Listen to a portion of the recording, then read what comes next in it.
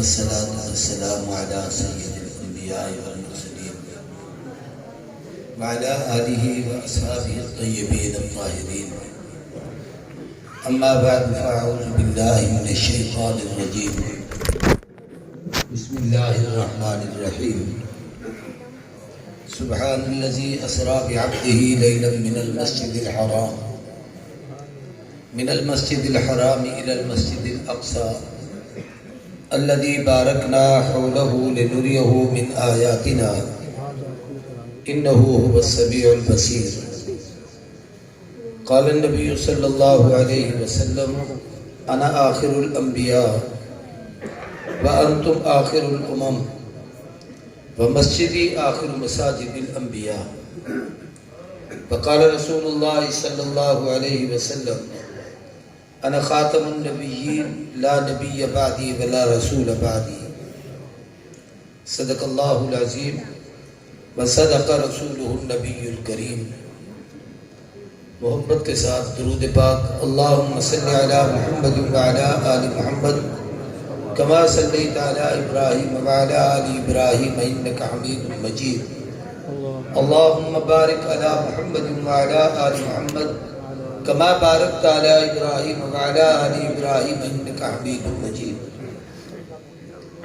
لائق سب تعظیم و تکریم اکابر علماء کرام، واجب الاحترام برادران اسلام، قابل قدر بزرگوں، دوستوں، بھائیوں، بالخصوص میرے انتہائی مخدوم مکرم حضرت اقدس پیر طریقت رہبر شریعت حضرت مولانا غلام یاسین صدیقی صاحب دامت برکاتہم العالیہ، ہم سب کے میزبان محترم حضرت اقدس مفتی افتخار احمد صاحب دامت برکاتہم العالیہ، بزرگوں، دوستوں اور بھائیوں، مولانا نے مقدمہ بہاولپور کے حوالے سے اعلان کیا ہے. رجب المرجب معراج کا مہینہ بھی ہے اور ادھر سے فروری کی اہمیت مقدمہ بہاولپور کے حوالے سے بہت اہم ہے. اور یہ عجیب اتفاق ہے کہ اس سال مفتی صاحب نے مجھے فرمایا کہ 7 تاریخ کو جلسہ رکھیں گے، تو میں نے کہا 7 کو جامعہ بابلون کیرول مکے کا ختم بخاری ہے، ایک دن آپ پہلے رکھ لیں، 7 کی رات ہوگی تو اس رات ہی صحیح. لیکن اتفاق ایسا تھا کہ انہوں نے کہا چلو کچھ دن اور آگے کر لیتے ہیں لیکن رکھیں گے فروری میں. اللہ کے ہر کام میں ایک حکمت ہوتی ہے. 7 تاریخ کو ابن امیر شریعت سید عطا المحمد شاہ صاحب نور اللہ مرقدہ کا انتقال ہوا. میں ان کے جنازے پہ گیا. وہاں سے واپسی پر میری طبیعت اتنی ناساز ہوئی کہ میں بابلون بھی نہیں پہنچ سکا. اور یہ عجیب کیفیت تھی اور میں اس وقت خود سوچ رہا تھا کہ یہ اللہ کی طرف سے ہے. اگر میں یہاں ختم نبوت کے حوالے سے ٹائم دے دیتا اور نہ آتا تو آپ لوگ تو اس شیخ معذرت کو قبول کر لیتے، لیکن کوئی دشمن تو کہتا دیکھا نا فلانے لوگ نہیں آئے. معبود کی عزت اور ختم نبوت کا تحفظ ایک ایسا عنوان ہے جس پر اللہ اپنے بندوں کا خود تحفظ فرماتا ہے. میں اس سلسلے میں 2-3 باتیں مختصراً اپنی صحت اور طبیعت کو سامنے رکھ کر آپ کے سامنے عرض کرنا چاہتا ہوں. سب سے پہلی بات تو یہ ہے کہ عقیدہ ختم نبوت پورے دین اسلام کی اساس ہے، بنیاد ہے. توحید اس لیے محفوظ ہے کہ حضور آخری نبی ہے. رسالت اس لیے محفوظ ہے کہ حضور آخری نبی ہے. صحابہ کا تقدس اس لیے باقی ہے کہ حضور آخری نبی ہے. اہل بیت کا احترام اس لیے ہے کہ حضور آخری نبی ہے. یہ مسجد، مدرسہ، خانقاہ اس لیے قائم ہے کہ حضور آخری نبی ہے. قرآن مجید اب تک باقی اور محفوظ کلام ہے تو اس کی اصل حکمت یہی ہے کہ حضور آخری نبی ہے. جب نبی بدلتا ہے تو پورا دین بدلتا ہے. اگر حضور کے بعد کسی کی نبوت کا تصور ہو تو پھر اس کا معنی یہ ہوگا کہ توحید وہ نہیں ہوگی جو محمد کریم نے بتائی، پھر اس کی ہوگی جو اب نبی بنے گا اس کے کہنے پر توحید کو مانیں گے. پھر رسالت کا وہی عقیدہ ہوگا جو آ کر نبی بتائے گا. پھر اس قرآن مجید کو چھٹی ہو جائے گی، معاذ اللہ اس کو چھوڑنا پڑے گا، پھر اس قرآن کو مانیں گے جس کا وہ نبی بتائے گا۔ اس لیے کہ جب پہلا بعد میں نبی آتا ہے تو پہلے نبی کی شریعت منسوخ ہو جاتی ہے، اور یہ واحد حضور ہیں جو ناسخ الملل والادیان، سارے ملتوں کو بھی انہوں نے منسوخ کر دیا، سارے دینوں کو بھی ختم کر دیا۔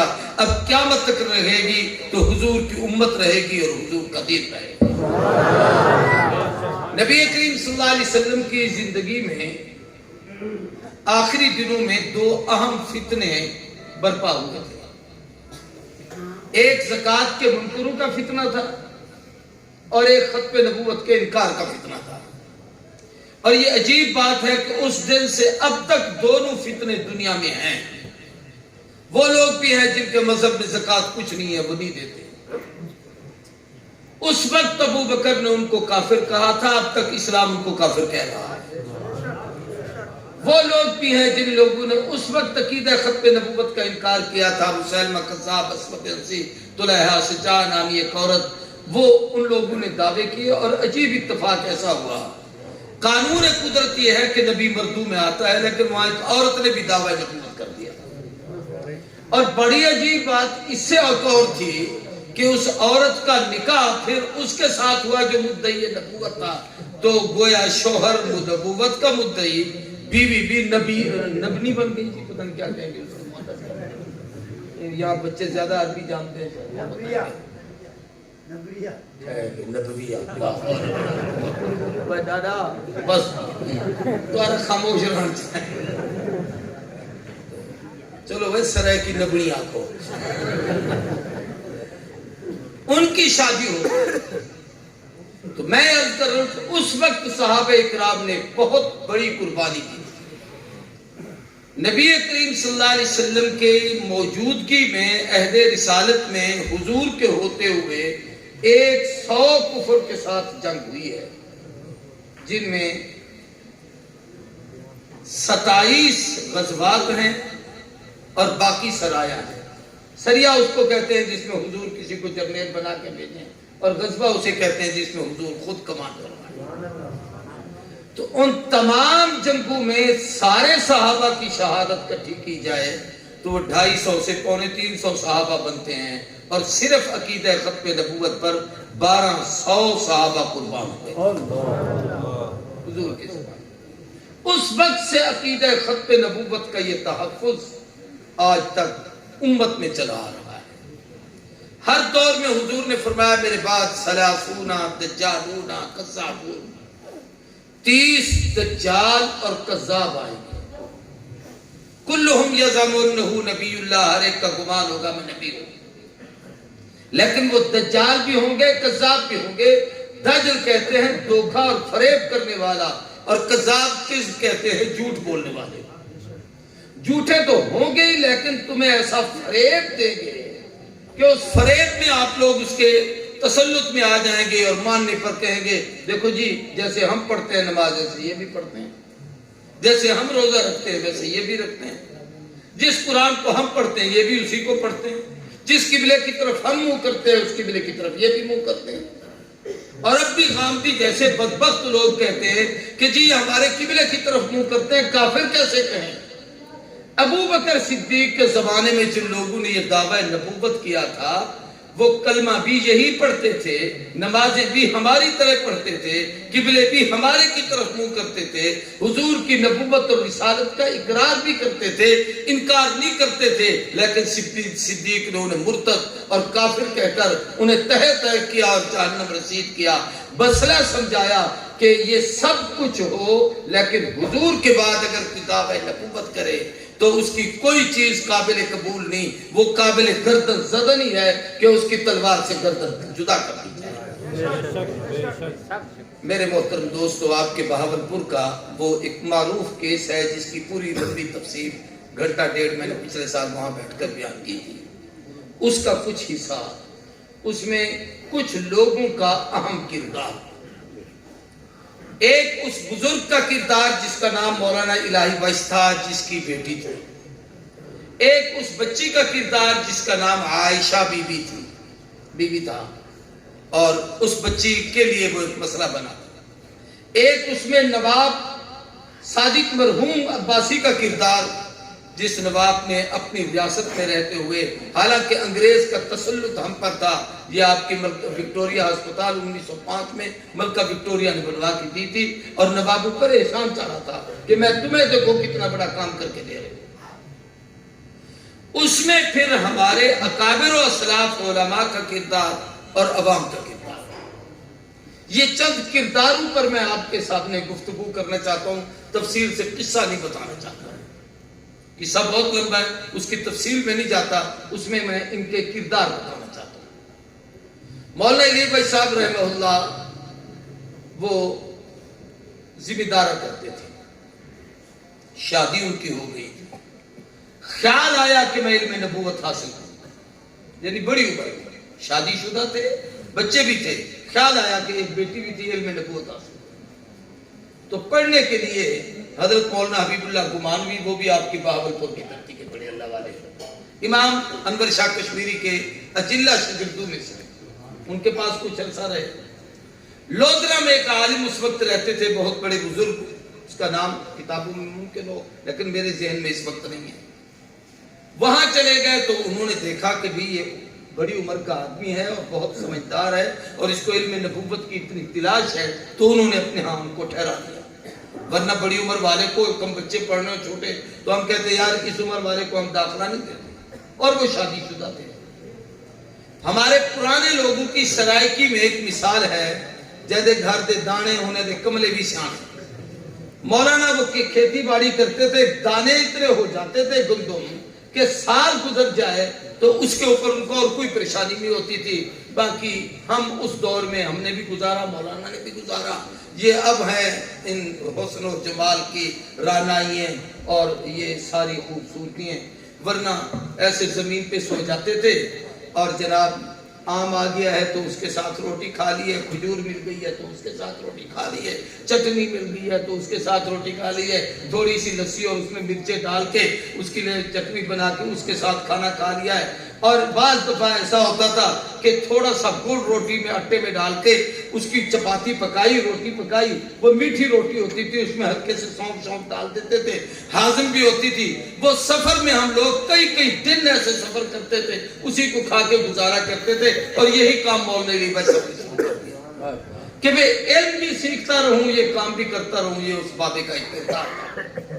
القصہ مختصر، ان بزرگوں نے جب دیکھا، وہ لودھرا والوں نے، کہ اتفاق ایسا ہوا کہ مولانا کی اہلیہ کا انتقال ہو گیا. اب مولانا پریشان تھے کہ بچی ادھر ہے، یہ آپ کے علاقہ قریب ہے، چنی بورڈ کے ساتھ بستی مہاں، یہاں کی بات ہے، یہاں رہتی، بچی وہاں ہے، میں پڑھنے کے لیے یہاں آتا ہوں، گھر پیچھے اکیلا ہے، رشتہ دار عزیز ہیں، لیکن میں اس بچی کو کس کے سپرد کروں؟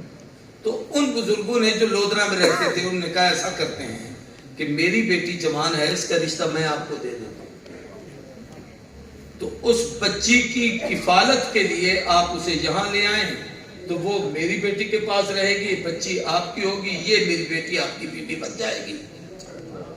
تو میں آپ کے ساتھ جیسے یہ حسن سلوک کر رہا ہوں، آپ اس کو بٹا سٹا اگر نہ سمجھیں، تو جب بچی کو اللہ عمر اور صحت دے اور یہ بڑی ہو تو آپ بھی میرے ساتھ حل جزاء الاحسان الا الاحسان کے تحت اگر آپ میرے بیٹے کو دے دیں گے یہ رشتہ، تو اس میں یہ ہوگا کہ آپ کا ہمارا آگے نسلوں میں تعلق ہو جائے گا. مولانا نے مان لیا، شادی ہو گئی. مولانا عالم بن کے پھر جب مہد آ گئے بستی واپس، تو وہی لڑکا جس کا رشتہ طے ہوا تھا عبدالرزاق، اس کو انہوں نے کہا کہ اس کو آپ لے جائیں. وہ ادھر آ گیا، ادھر مولانا کا انتقال ہو گیا، وہ لودھرا کے بزرگوں کا بچہ ان کے ہاں، وہ عبدالرزاق پڑھتا رہا. کچھ دنوں کے بعد وہ غائب ہو گیا. کچھ عرصے کے بعد کبھی آ جاتا، کبھی چلا جاتا ایسے.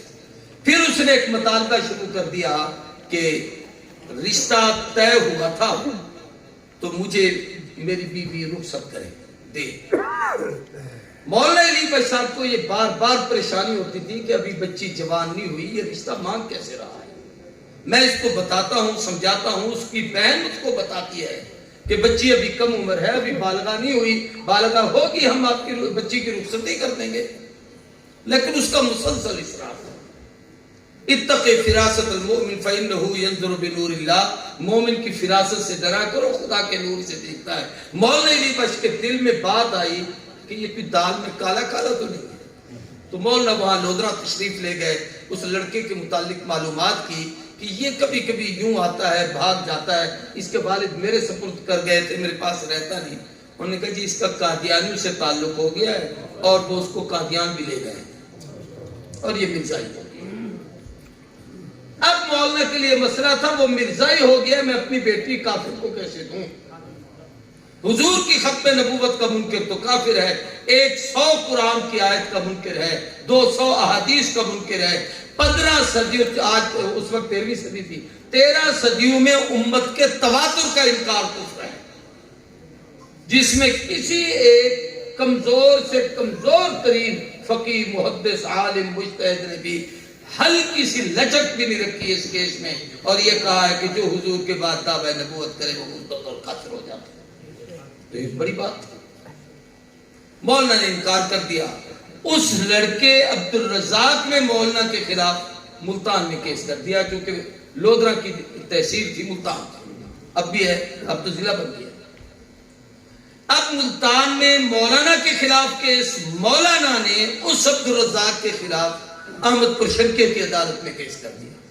ہمارے مولانا ہر سال 7 فروری کو احمد پور شرکیہ میں یوم فتح کے عنوان پر عقیدہ ختم نبوت کے تحفظ کی کانفرنس رکھتے ہیں، ایک سال ہمیں بھی لے گئے تھے۔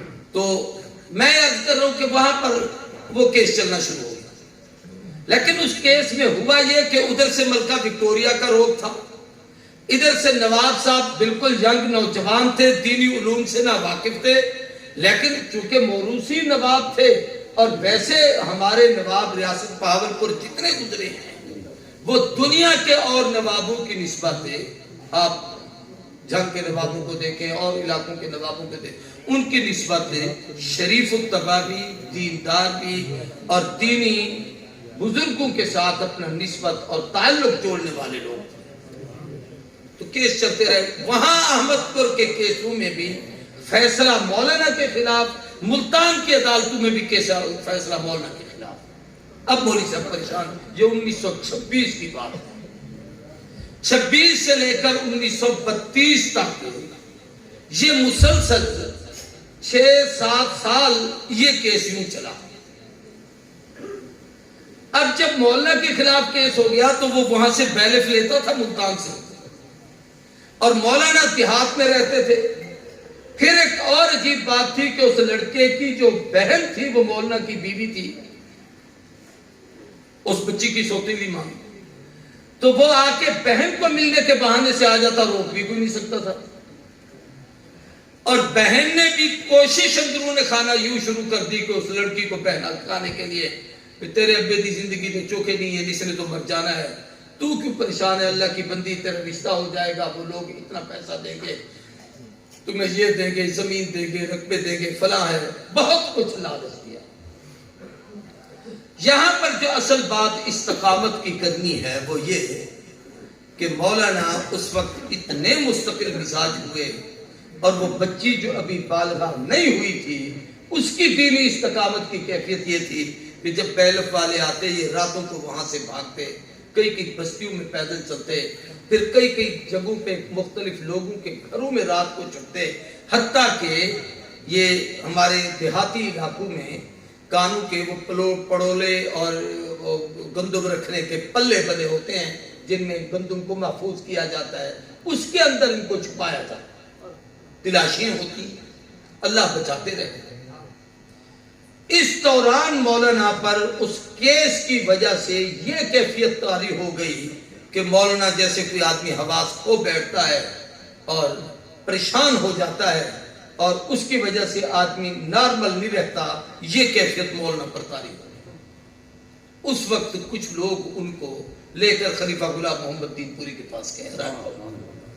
اللہ والوں کی نظر ایک اپنی ہوتی ہے، حضرت خلیفہ صاحب نے ان کو خانقاہ میں ٹکایا، روزانہ شام کو مجلس ذکر جو مغرب سے عشاء ہوتی تھی اس میں بھی، فجر کے بعد جو درود شریف پڑھا جاتا اس میں بھی، اس کے بعد پھر اس کے لیے اور ساتھیوں کو بھی کہتے، خود بھی دعا بھی فرماتے، اس کو دم بھی کرتے اور اس کو حوصلہ بھی دیتے رہتے حتیٰ کہ اس کی طبیعت بحال ہو گئی۔ سارے کیس جب خلاف ہو گئے تو وہ مولانا علی بھائی صاحب بہت پریشان ہوئے، تو کسی آدمی نے کہا کہ نواب جب ڈیرہ نواب سے نکلتے ہیں، بہاولپور جب جاتے ہیں تو اس راستے سے گزرتے ہیں، اگر کوئی آدمی چٹھی، کوئی عرضی، کوئی خط لے کر یہاں روڈ پر کھڑا ہو جائے اور نواب صاحب کو یوں کر کے روکے تو نواب ہمارا شریف آدمی ہے، وہ رکتا ہے اور اس کی بات سنتا ہے، تو وہ آدمی کھڑا ہو گیا۔ مولانا علی بھائی صاحب اب ان کے پاس دولت کی یہ پوزیشن تھی کہ اتنے پیسے نہیں تھے کہ چنی بورڈ کے اسٹیشن تک چل کے آئے، 5-7 کلومیٹر کمایا ہے وہاں سے احمد پور شرقیہ کی عدالتوں میں آنے کے لیے وہ ایک دن پہلے وہاں سے پیدل چلتے تھے، دوسرے دن جا کے شام کو وہاں پہنچتے تھے، پھر تیسرے دن وہاں پیشی ہوتی، پھر واپس چلتے تھے، پیدل سفر کرتے تھے۔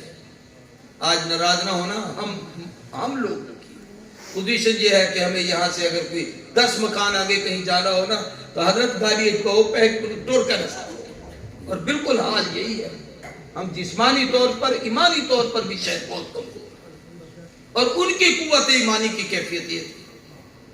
تو وہ نواب صاحب کو اس نے روکا، نواب نے گاڑی روکی، جیپ پر ہوتے تھے، روک کے کہا ہمیں کیا بات ہے؟ اس کی آنکھوں میں آنسو آ گئے۔ اس نے کہا بابا خیر ہے، کیا ہوا؟ اس نے کہا جی ایسے بات ہے، میری بیٹی نہیں، محمد رسول اللہ کی امت کی ایک بیٹی ہے، اور آپ کی اس دینی اور اسلامی ریاست بہاولپور میں وہ رہتی ہے، اور بہاولپور کی ریاست کے جو احمد پور شرقیہ کی عدالت کے جتنے فیصلے ہیں وہ ہمارے خلاف ہو گئے ہیں۔ ملتان سے بیلف آتا ہے مجھ کو اور میری بیٹی کو اٹھانے کے لیے، ہم ایسے ایسے چھپتے ہیں۔ آخری اپیل ہے، جس طریقے سے کسی کو سزائے موت ہو جائے تو صدر کو اپیل کی جاتی ہے، تو وہ ہم آپ کی درخواست میں کرتے ہیں کہ اگر آپ اس پر غور فرما دیں اور کسی کے ذمہ لگا دیں، اس کیس کی سماعت فرمائیں کہ مسلمان کی بیٹی کا نکاح کسی غیر مسلم کے ساتھ، جیسے ہندو کے ساتھ نہیں ہوتا، سکھ اور یہودی کے ساتھ نہیں ہوتا، ایسے قادیانی حضور کی ختم نبوت کا منکر ہے، اس کے ساتھ بھی نہیں ہوتا۔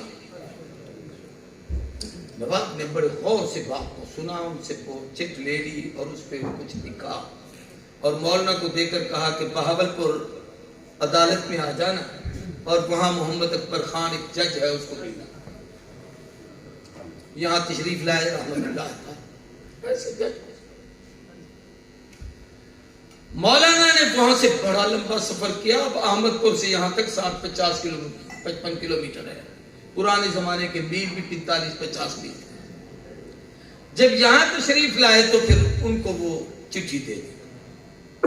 نواب صاحب کا آرڈر یہ تھا کہ اس کیس کی سماعت پھر نئے سرے سے شروع کرو، جو فیصلے ہیں ان کو چھوڑو، نئی تحقیق کرو، مجھے اس کی حقیقت کا پتہ نہیں۔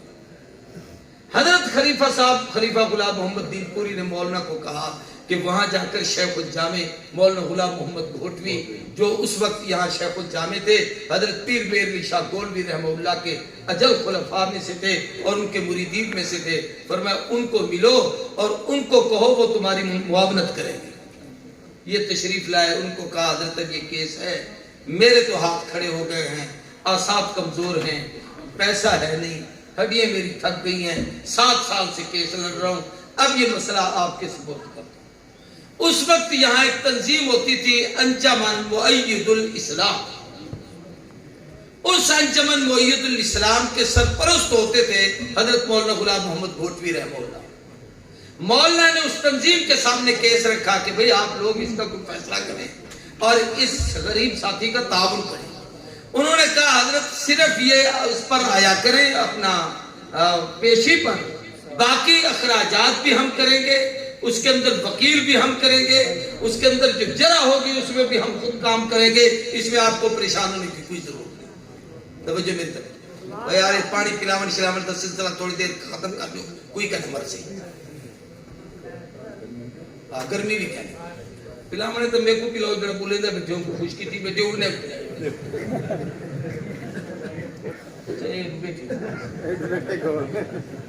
اصل میں عالم الغیب کہیں نا پیچھوڑا.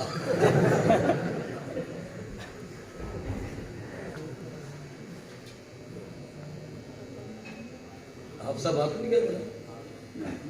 ایک جھلک میں نے دیکھی ہے وہاں سے آگے. اچھا اب انہیں کہیں 1.5 گھنٹہ بیٹھے، چونکہ ہم آپ کا انتظار کرتے رہتے ہیں. اب میں نے تقریر پوری کرنی ہے تو جان چھوڑنی ہے. کیس ختم ہوگا تو میں بات ختم کروں گا.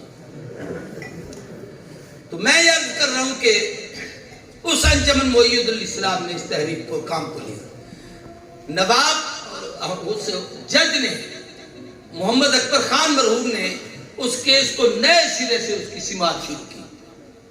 بھئی اصل بنیاد کیا ہے، پہلی درخواست ہو، پھر نئے سرے سے کہو.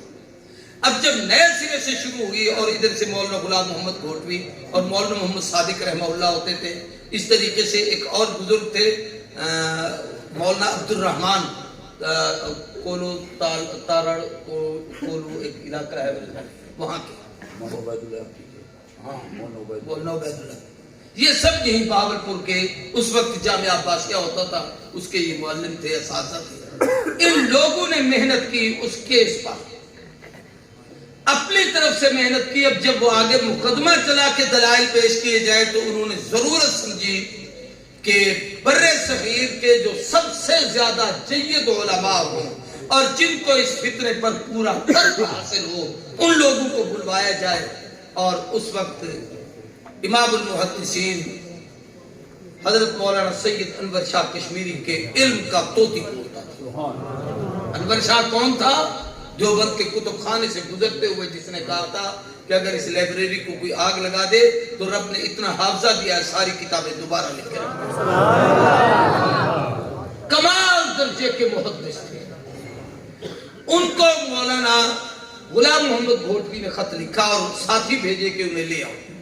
جب یہ وہاں پر پہنچے تو حضرت شاہ صاحب کھابیل سے دیوبند آئے ہوئے تھے کہ گھر نہیں تھا اور شدید بیمار تھے، بواسیر کی تکلیف تھی.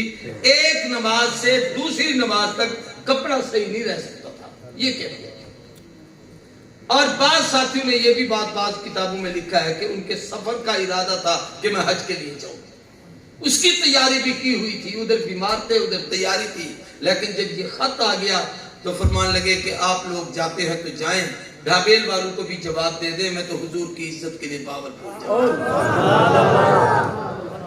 اب یہاں پر جن لوگوں نے کردار ادا کیا میں وہ سمجھانا چاہتا ہوں. وہ تھا اس بچی کا کردار، وہ تھا مولانا کی محنت کو الہی بادشاہ کی. اب جو ایک محنت یہاں اکابر علماء نے کی تو انور شاہ اکیلے بھی وہاں سے چلے. سید انور شاہ کشمیری رحمت اللہ تعالیٰ علیہ، انہوں نے اپنے ساتھ لیا مولانا تقی عثمانی کے والد مفتی اعظم پاکستان، اس وقت مفتی اعظم ہند تھے، مفتی محمد شفیع دارالعلوم دیوبند کے مفتی اعظم تھے. مفتی محمد شفیع صاحب یہ انور شاہ کے شاگرد تھے. مولانا محمد لائل پوری انوری اپنے آپ کو لکھتے تھے. اب بھی ان کا وہاں پر مدرسہ ہے اور مولانا انور کلیم ان کے بیٹے ہیں، ان کی کوئی کتابیں بھی ہے ایک تکوین کائنات کے نام سے. اور انہوں نے عقیدہ ختم نبوت پر ایک کتاب بھی لکھی. ان کو بھی اسی طریقے سے ایک پروفیسر رزق الحسن ہوتے تھے اورینٹل کالج لاہور میں، وہ بھی انور شاہ کے شاگرد تھے. وہ بھی ساتھ ہوئے. دارالعلوم دیوبند سے مولانا ابوالوفا شاہ جہاں پوری، حضرت مولانا مرتضیٰ حسن چاند پوری، حضرت مولانا محمد ادریس کاندلوی، حضرت مولانا شیخ الاسلام علامہ شبیر احمد عثمانی جن کا انتقال بھی آپ کے شہر میں ہوا تھا. یہ سارے علماء کی ایک کھیپ آئی. ادھر سے مقابلے میں قادیانیوں کے پاس جو چوٹی کے ان کے مناظر تھے کہ اس سے بڑھ کر ان کے پاس بڑا آدمی کوئی نہیں تھا. شمس اس کا نام تھا. اس کو لے آئے، اس کے ساتھ اور جو لوگ تھے وہ بھی تھے. عدالت میں انور شاہ کشمیری نے 5 دن اپنا بیان قلم بند کروایا. رہو ان کے سوالوں کے جوابات دیے.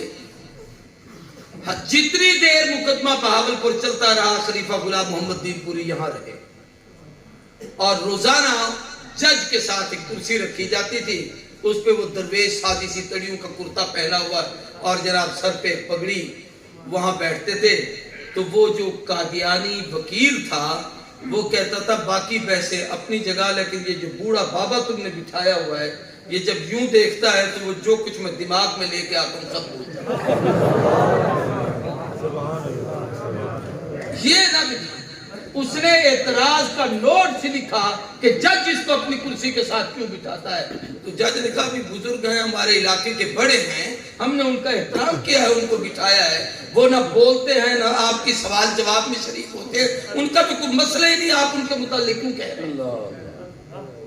ماشاءاللہ میری خوش بختی کے حضرت شیخ الحدیث حضرت مولانا عطا الرحمان صاحب دامت برکاتہ اللہ بھی آ گئے، بڑے بڑے لوگ آ گئے جی۔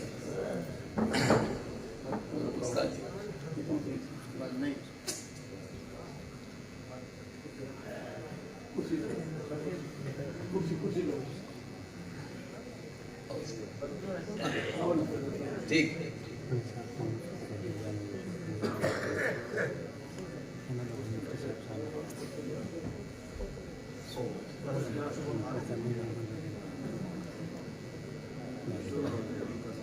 ہاں بے توجہ کریں،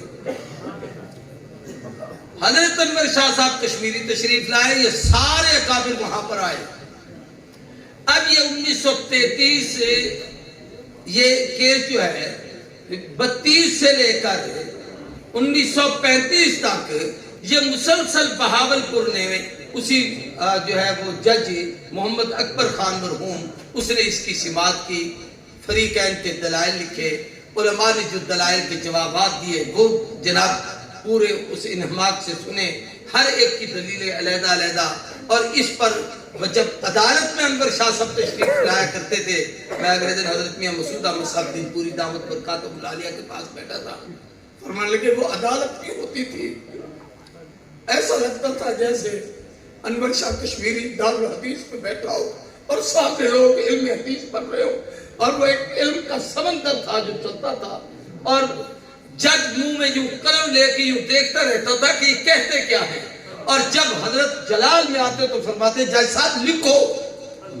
پھر جج قلم کو حرکت دیتا، جو لکھے گئے وہ بھی اتنا بڑے مضامین ہیں اور اتنے بڑے دلائل جس میں قرآن کی روشنی میں، سنت کی روشنی میں، امت کے اجماع کی روشنی میں ان کی کفریات کو جمع کیا گیا اور بتایا گیا، اور پھر مسلمانوں کے دلائل کے ساتھ ساتھ ان کی خرافات کے جوابات اس میں دیے گئے، تو وہ ایک حضرت شاہ صاحب کا ایک بڑا ایک عظیم کیفیت طاری ہوتی تھی، اور پورے کا پورا ایوان عدالت کا باہر شہر میں لوگ کھڑے رہتے تھے، 5 گھنٹے بیان ہوتا تھا۔ یہ ہمارے اکابر کی وہ محنت تھی جو اس عقیدہ ختم نبوت کے کیس میں حضرت چلے گئے واپس اور سخت بیمار تھے، اور یہ فرما کر گئے زندگی نے وفا کی تو حضور کی عزت کا مسئلہ ہے، میں سن لوں گا انشاءاللہ، مجھے یقین ہے کہ یہ فیصلہ مسلمانوں کے حق میں ہوگا، اور اگر میرے مر جانے کے بعد اس کا فیصلہ ہو تو تب بھی یقین ہے کہ فیصلہ مسلمانوں کے حق میں ہوگا اور حضور کی عزت کے حق میں ہوگا اور عقیدہ ختم نبوت کے حق والے سے اس کے حق میں ہوگا۔ تو میں کہتا ہوں کہ اس فیصلے کو لے کر وہ کاپی لا کر میری قبر پر کھڑے ہو کر مجھے سنا جانا۔ آپ کے شہر کے مولانا محمد صادق رحمہ اللہ جب یہ فیصلہ ہوا تو مولانا محمد صادق کو پوری کاپی لے گئے، فائل لے گئے دارالعلوم دیوبند، اور جا کے پوچھا انور شاہ کی قبر کہاں ہے، بتایا یہ ہے، تو وہاں پر کھڑے ہو کر انہوں نے فیصلہ پڑھا اور شاہ جی کی قبر پر کہا اللہ آپ کی قبر پہ کروڑ رحمتیں نازل کرے۔ آپ نے اس وقت جو تشریف گوئی کی تھی اتقی فراست المؤمن فإنہ ینظر بنور اللہ، یقیناً آپ نے جو کہا تھا اللہ نے وہی کیا ہے کہ فیصلہ مسلمانوں کے حق میں ہو گیا۔ اس میں 2 باتیں اور عجیب ہیں۔ ایک بات تو یہ ہے کہ اس کے اندر جب قادیانوں نے دیکھا کہ کیس اب مسلمانوں کی طرف ہو گیا ہے کہ جید اکابر علماء اس میں دلائل پیش کرنے کے لیے آ گئے ہیں، تو قادیانوں نے اسی چلی گوٹ کے پاس مہد کے علاقے میں رقبے خریدنا شروع کر دیے، اور اب بھی وہاں قادیانوں کے بڑے رقبے کھڑے ہوئے۔ یہ کس لیے تھے؟ صرف مولانا الہی بخش صاحب کو معاذ اللہ بہکانے کے لیے کہ یہ زمین لے لو، پیسہ لے لو، رقبہ لے لو، سب کچھ لے لو، ہم تم سے نکاح کا مطالبہ بھی نہیں کرتے، کیس اب نیچے اتر آئے۔ پہلے تو یہ تھا نا کہ بچی دو نکاح میں، اب بچی والی بات نہیں کہ کیس ختم کر دو، یہ زمین لے لو، رقبہ لے لو۔ مولانا علی بخش کی وہ بیوی جو اس عبد الرزاق نامی قادیانی کی ہمشیرہ تھی، وہ اس بچی کو بہکاتی تھی، تیرا پیو تو مر ویسے تو کیدے مرسی، تیرا کیا بن سے ہی واسطے جی میں اساں دوں کرچا، چلو رقبے تو مل گئے۔ جب دیکھا اس میں بھی ناکام ہو گئے تو ان نے پھر ایک اور چال چلی، اور یہ بات یاد رکھو، بات ایک آ گئی ہے بڑی عجیب سی، لیکن میں سوچ رہا ہوں کیسے کہوں۔ مولانا عبدالعزیز سے ہیں بلکہ ابھی اسلام آباد والے ہیں، تو یہ ہمارے ایک صدر تھے بڑے نیک سال متشرف تارڑ صاحب، ان کو جا کر ملے، کہا میرے ابا شہید ہو گئے ہیں مولانا عبداللہ صاحب، اور ان کے یہ شواہدات بھی موجود ہیں، فلاں فلاں لوگ اس قتل میں ملوث ہیں، آپ صدر وقت ہیں، آپ مہربانی فرمائیں، ہمارا ساتھ دیں، ہمارے ساتھ تعاون کریں۔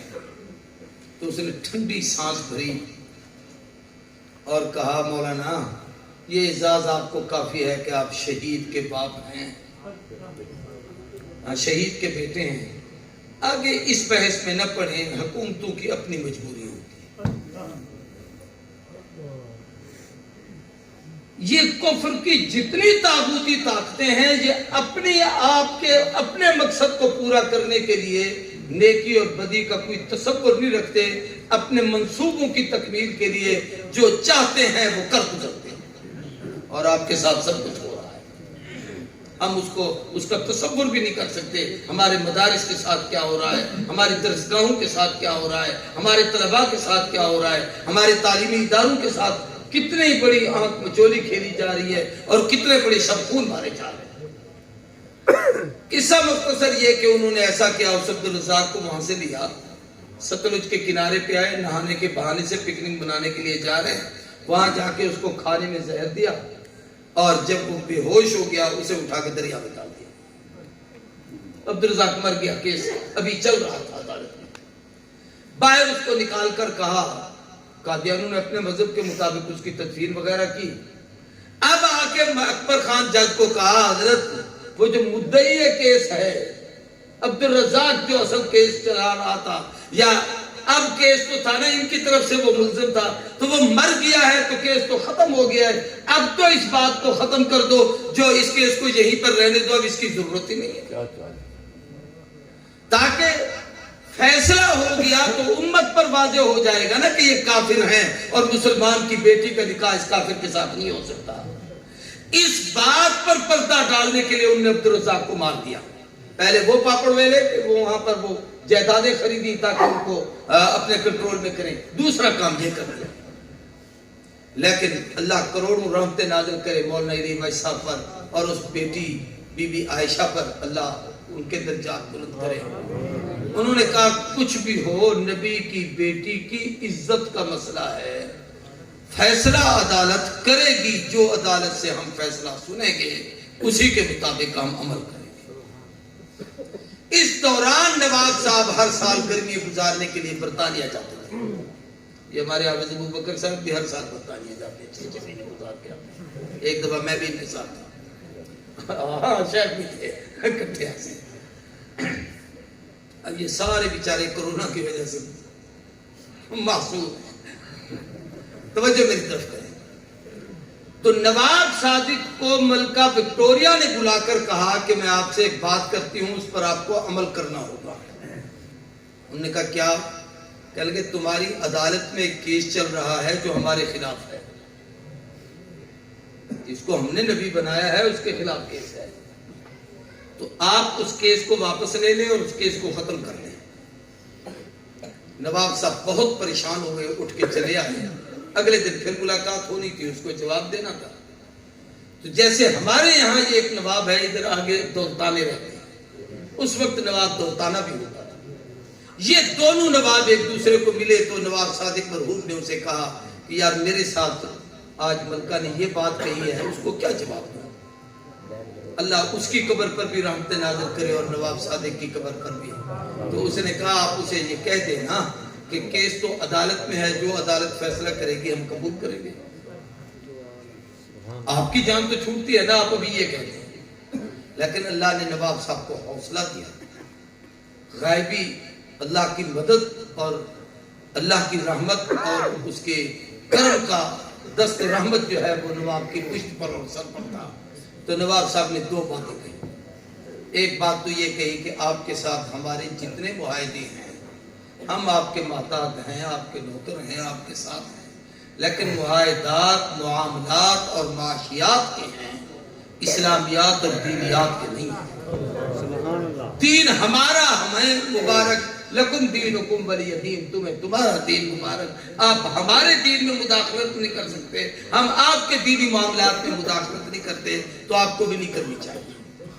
دوسری بات وہی کہی کہ یہ کیس وہاں پر ہے، عدالت کیا فیصلہ کرتی ہے، یہ نواب کا کردار تھا۔ اب میں جج کے کردار کی بات کرتا ہوں، اور اس میں نواب کا کردار بھی ظاہر ہوتا ہے، اللہ ان کے درجات بلند کرے۔ رات کو نواب صاحب تنہائی میں اکبر خان کے گھر جاتے، ورنہ نواب اور کسی کے گھر جائے تو لوگ نوابوں کے غلامی یہ کرتے تھے۔ نواب صاحب تشریف لاتے، دروازے پر دستک دیتے اور بلا کر کہتے، اکبر خان کیس تیرے پاس ہے، دلائل تو سن رہا ہے، اس پر دلائل علماء دے رہے ہیں، میں عالم نہیں ہوں لیکن مسلمان ضرور ہوں۔ ایک بات کا خیال کرنا، ایسا فیصلہ نہ کرنا کہ قیامت کے دن رسول اللہ کے سامنے نہ تو منہ دکھانے کے قابل ہو نہ میں منہ دکھانے۔ خدا کے لیے مجھے قیامت کے دن حضور کی شفاعت سے محروم نہ کرنا اور رسول اللہ کے سامنے شرمندہ نہ کرنا۔ نواب رو پڑتا تھا، وہ اپنا جیسا رو پڑتے تھے اور کہتے تھے اللہ خیر کرے گا انشاءاللہ، قرآن و سنت کی روشنی میں جو دلائل ہیں، میں بھی تو مسلمان ہوں، فیصلہ وہی ہوگا۔ آخر وہ مقدمہ 3-4 سال جہاں چلا، آخر میں جا کر جو فیصلہ ہوا، یہ وہ پہلا فیصلہ تھا حضور کے اعلان نبوت سے لے کر مقدمہ بہاولپور تک، جو کسی عدالت نے فیصلہ کیا کہ حضور کے بعد اگر کوئی دعوی نبوت کرے وہ کافر، مرتد، دائرہ اسلام سے خارج ہے، وہ کافر ہے، مسلمان کی بیٹی کا اس کے ساتھ نکاح ناجائز ہے۔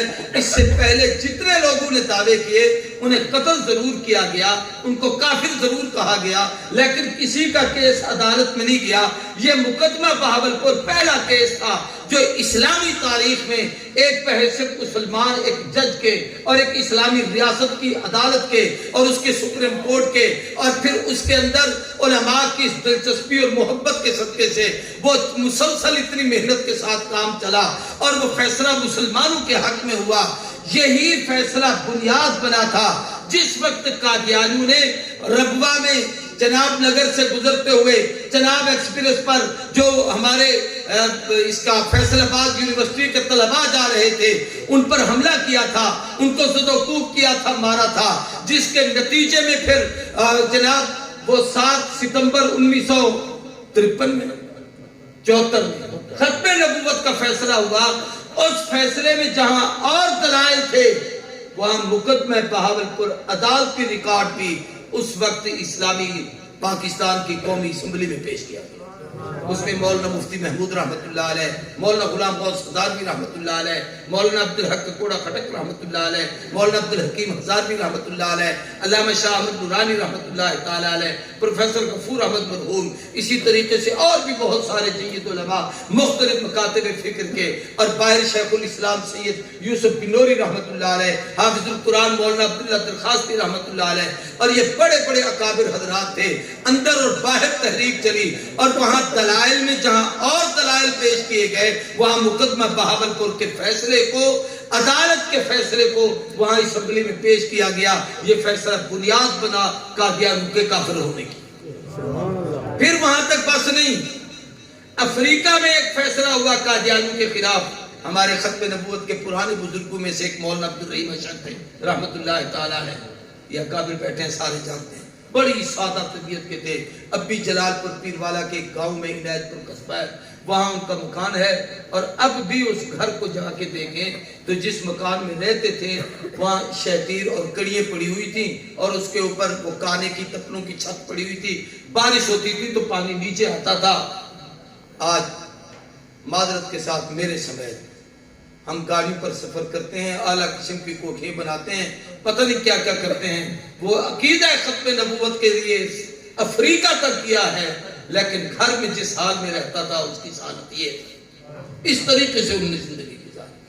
وہاں پر بھی اسی مقدمہ بہاولپور کو بنیاد بنایا گیا کہ عدالت کی روح سے بھی، ایک ملک کی اسمبلی کی روح سے بھی، اور علماء کے فیصلے سے بھی یہ کافر ہے۔ آج سے 2 سال پہلے کشمیر کی اسمبلی نے ان کو کافر قرار دیا ہے، اس کی بنیاد بھی یہی مقدمہ بہاولپور پر ہے۔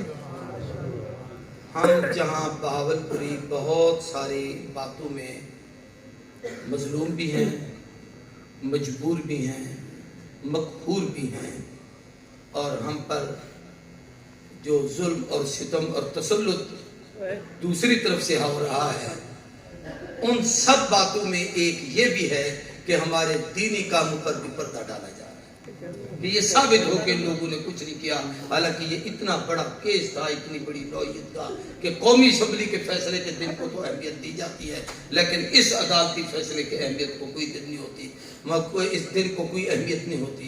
تو بہرحال یہ کہ بہاولپور ریاست اس حوالے سے بڑی عظمت والی ہے، اس پر ہم اس کو سلام کرتے ہیں۔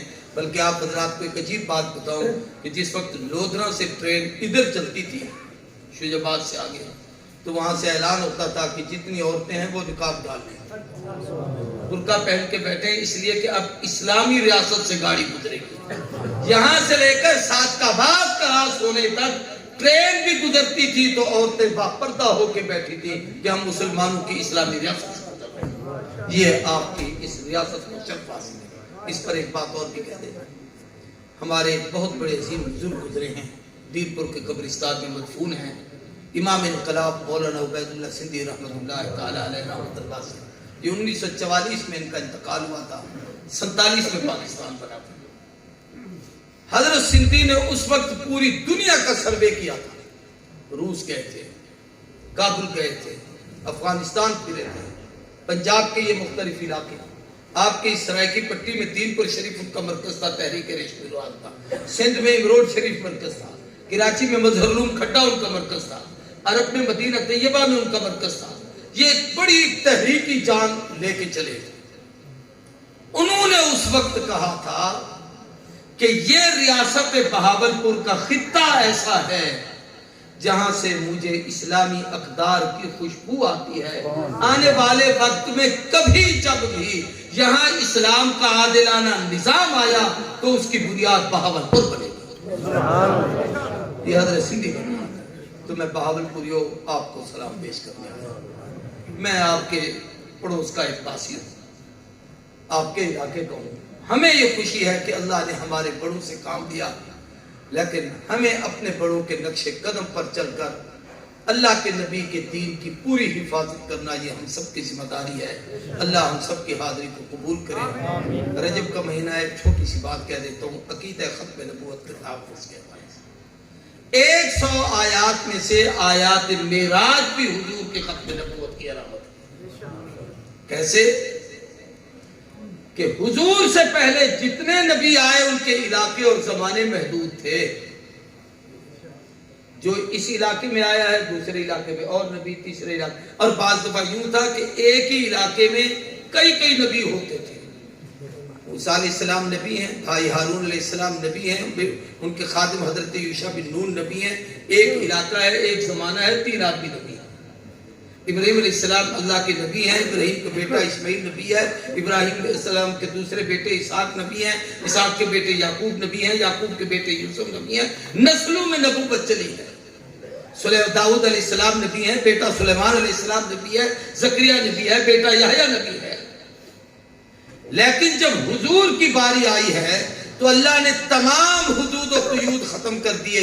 اب نہ زمانے کی کوئی حد ہے، نہ علاقے کی کوئی حد ہے، اب قیامت تک سارے زمانے بھی حضور کے ہیں اور سارے علاقے بھی حضور کے ہیں۔ اس لیے حدیث میں آتا ہے کہ شب معراج، جب حضور معراج پر جانے لگے تو آپ کا وہ جو شق صدر کا واقعہ آتا ہے، سینہ مبارک چاک ہوا، قلب تک نکالا گیا، اس کو انوارات و تجلیات، پہلے اس کو زمزم سے دھویا گیا، پھر اس میں انوارات بھرے گئے، پھر اسے رکھا گیا۔ تو اس وقت جبریل امین نے آپ کے دائیں کندھے اور یہ گردن کے درمیان اس جگہ پر ایک ختم نبوت کی مہر لگائی جس پہ لکھا ہوا تھا محمد الرسول اللہ و خاتم النبیین. یہ معراج کی برکت.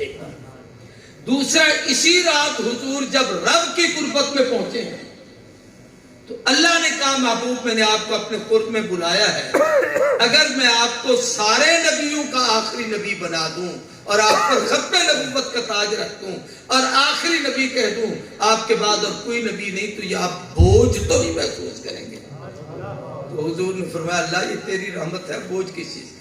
فرمایا میں آپ کی امت کو آخری امت بناتا ہوں تاکہ قیامت تک محمد کی امت کے بعد کوئی نئی امت نہیں. اس امت کے خاتمے پر قیامت تو آ سکتی ہے، نہ نئی امت آ سکتی ہے نہ نئی نبوت آ سکتی ہے. تو فرمایا میری امت بھی اس پر خوش ہو گئی. پھر حضور اکرم، پھر ایک بات عجیب ہے، آدم کی نبوت زمین پر تھی، انسان عناصر اربع آگ پانی ہوا مٹی سے پیدا ہوا ہے. نبوت زمین پر، انسان بھی زمین پر. انسانیت نے ترقی کی، پانی پر آئے تو اللہ نے نبوت کو پانی پہ حاوی کیا کہ نوح علیہ السلام کی کشتی وادی جودی تک آ کے ٹھہری اور وہ 6 مہینے طوفان میں چلتی رہی. یہ نبوت کا روپ تھا جو حاوی تھا. تیسرا عنصر آگ ہے، خلیل کو آگ میں ڈالا گیا، رب نے نار کو گلزار کیا، نبوت آگ پر بھی حاوی ہو گئی.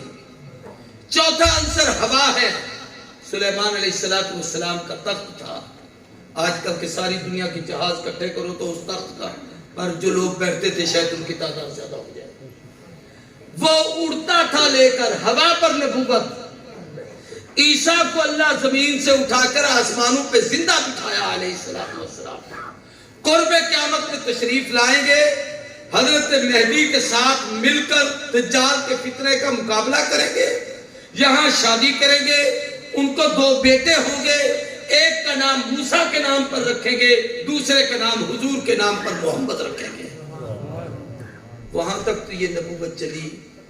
اب اللہ نے زمین سے اپنے محبوب کو اٹھایا، مکہ سے بیت المقدس پہنچایا، انبیاء کی امامت کا تاج پہنایا، 7 آسمانوں کی سیر کرائی، سدرۃ المنتہا پہ جبریل رکے، حضور نے جنت کے مناظر اور کیفیات دیکھی. اسی طریقے سے آپ کو جہنم کے حالات بھی دکھائے گئے. پھر آپ اور بلندی پہ گئے. کس بلندی پہ گئے؟ کہاں تک گئے؟ کہاں تک پہنچے؟ لی مع اللہ وقت لا یسعنی ملک مقرب ولا نبی مرسل. میں اللہ کی قربت پہ اس مقام پہ پہنچا ہوں جہاں کوئی نبی نہیں، کوئی رسول نہیں، ایک میں تھا، ایک رب تھا. آواز آتی تھی ادنو منی یا حبیبی، محبوب اور قریب ہو اور قریب ہو اور قریب ہو. میں انوارات اور تجلیات کے پرتو میں لپٹتا جاتا تھا، بلندیوں پہ چلا جاتا تھا. میں نے دائیں بائیں آگے پیچھے سامنے ہر طرف دیکھا، مجھے کوئی چیز نہ نظر آئی. وہ تجلیات کے پردے تھے جن میں لپٹتا تھا. پھر آواز آئی کف ان ربک یصلی، محبوب رک، اب تیرا رب تجھ پہ اپنی رحمت خاصہ وہ دینا چاہتا ہے جو یہاں نہیں دی وہاں دینا چاہتا ہے. اور رب نے اس پر ایک جملہ کہا فَأَوْحَا إِلَىٰ عَبْدِهِ مَا أَوْحَا. ہم نے جو چاہا دیا. نہ رب نے بتایا کیا کیا دیا، نہ محبوب نے بتایا کہ کیا کیا دیا. ان میں کچھ چیزیں ہماری ضرورت کی تھی بتائیں، باقی یا دینے والے کو پتا یا لینے والے کو پتا. اگر تمہیں بتانا ہوتا تو یہیں پر بتا دیتے. اس لیے میں رب اور محبوب کے درمیان کی بات تھی. بتانا یہ چاہتا ہوں، یہاں سے چل کر وہاں تک تو حضور پہنچے. یہ تو حضور کا زمانہ علاقہ ہے. اب کوئی جگہ خالی ہو تو وہاں کوئی نبی آئے. جب کوئی جگہ بچی نہیں، قیامت تک محمد کے بعد کسی کی نبوت کی ضرورت نہیں. اللہ ہم کی توفیق دے. بہت ساری آگے اکابر بیٹھے اور ان کی ایک ترتیب ہے جو 12